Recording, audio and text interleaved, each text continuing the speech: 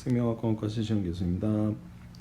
우리 랩에서 사실은 우리 랩 이름이 멀티페이즈 어려운데 멀티페이즈 컴플렉스 플루이드 랩입니다. 오케이.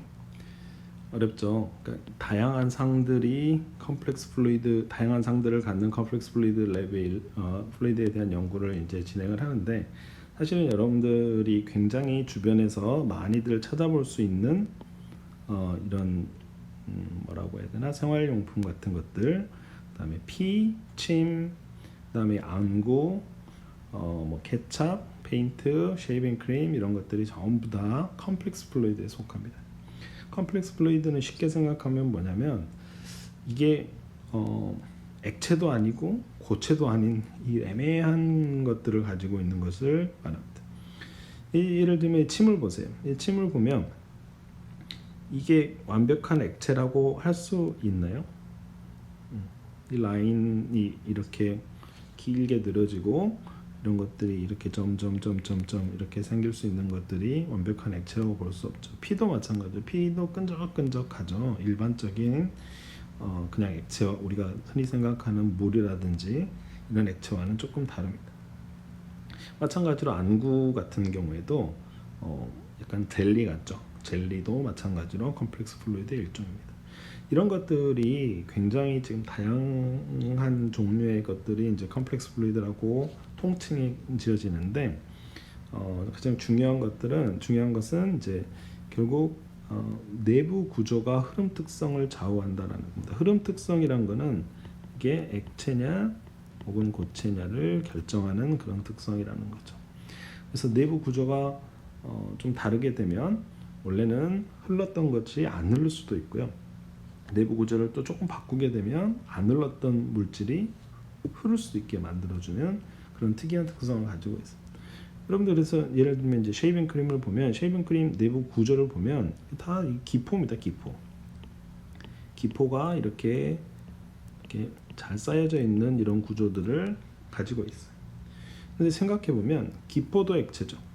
기포는 기체죠. 사실은 기체고, 이 외부에도 사실은 물입니다. 기본적으로 물도 흐르고 기체도 흐르고.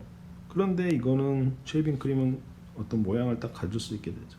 고체 같은 특성을 갖는다는 거죠. 굉장히 특이한 현상을 이제 보여주는 것들, 이런 특이한 흐름 특성을 보여주는 것들을 이제 컴플렉스 플루이드라고 하고, 결국 이 내부 구조를 바꿈으로써 우리가 어떤 흐름 특성과 물성을 굉장히 많이 바꿀 수 있다라는 게 우리 랩에서 하는 연구입니다.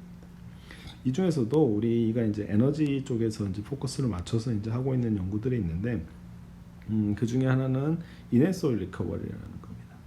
EOR이라고 부르기도 하고요. 여러분들 석유 어떻게 캐는지 잘 모르시죠? 간단합니다. 땅에다 관을 붓고요. 거기다가 물을 집어넣어요. 일반적으로 땅이 있고 이렇게 물을 집어넣습니다. 물을 집어넣고 다음 관을 이렇게 다시 꼽아놔요. 그러면 물에 압력을 가하면, 여기가 이제 오일이 이렇게 있다라고 하면, 물에다가 압력을 가하면 오일이 반대편으로 나오겠죠. 단순한 이런 원리예요. 근데 이렇게만 하면은 실제로 정말 많이 해봐야 한 50% 정도까지 얻을 수 있습니다. 50%, 원래 묻혀있던 오일량의 50%만 꺼낼 수 있는 거예요. 근데 일반적으로는 한 15%에서 20%만 꺼내지게 됩니다. 그러면 나머지 80%는 어떻게 되냐? 계속 남아 있는 거죠, 지하에. 우리가 어떻게 할 수 있는 방법이 없어요. 그래서 사람들이 생각한 게 인핸스드 오일 리커버리라고 해서, 이 물 대신에 좀 다른 걸 넣으면은 이것들을 많이 꺼낼 수 있지 않겠느냐라고 생각을 하게 됐고요. 그래서 물 말고 뭐 거기다가 고분자도 섞고, 그다음에 뭐 다른 것도 섞고, 여기 보면 이제 CO2도 섞으면 CO2가 지하에 가서 압력을 많이 받아가지고 되고 이제 액체로 변하게 되거든요. 그래서 완전 액체는 아니지만 슈퍼 크리티컬 플루이드라는 액체로 변하게 돼가지고, 그걸 이제 밀어내가지고 오일을 회수할 수 있는 그런 능력을 좀 향상시키는 이런 것들을 지금 진행을 하고 있습니다. 이렇게 해야만 지금 사실은 어떻게 보면 효율적으로 에너지를 뽑아낼 수 있는 그런 역할을 할 수 있게 되는 거죠. 근데 이제 이것들이 쉽지 않습니다. 실제로 이제 잘 알려져 있지도 않고요. 그래서 이 지하층을 좀 더 자세히 살펴보게 되면 이렇게 이제 샌드들이 이제 모래죠. 모래들이 이렇게 있고 그 사이에 이제 우리가 원하는 원유가 이렇게 낑겨 있는 이런 모습이에요. 이 낑겨 있는 것들을 어떻게 하면 잘 빼낼 수 있을 거냐라는 게 이제 저희 랩에서 하고 있는 거고요. 그래서 한 가지 이제 극단적인 예로 이제 인젝션 웰에서 물이나 어떤 고분자 용액 혹은 다른 것들을 집어넣게 되면 어떻게 해야 잘 못하는 경우에는 어떻게 되냐면 물을 잔뜩 집어넣는데도 아울렛이 이쪽으로만 쭉 생겨요. 그러면은 어떻게 될까요? 오일이 원래 오일이 가득 차 있었다고 하면 물이 침범한 만큼만 오일이 나갈 수 있게 되겠죠. 효율이 굉장히 낮게 되겠죠. 그렇지만 물에다가 예를 들면 고분자를 섞어가지고 폴리머를 섞어서 이렇게 하게 되면은 전체적으로 굉장히 다 오일을 밀어낼 수 있는 이런 효과적인 에너지를 얻어낼 수 있는 이런 수단이 될 수도 있겠다라고 생각을 하고 이런 것들이 굉장히 컴플렉스한 플루이드, 그러니까 고분자 솔루션이라든지 아니면 다른 컴플렉스 플루이드들이 이런 포러스한 미디어, 이런 사실은 쉽게 생각하면 그 모래층이라고 보면 돼요. 모래층 안에서 어떻게 이동하고 어떻게 기름을 움직일 수 있는지 이런 것들에 대한 연구를 진행을 하고 있습니다. 또 한 가지는 아까 그 뭐라고 했죠? 흐름 특성을 좌우하는 게 실제로 내부 구조를 바꾸면 흐름 특성을 좌우할 수 있다라고 했죠.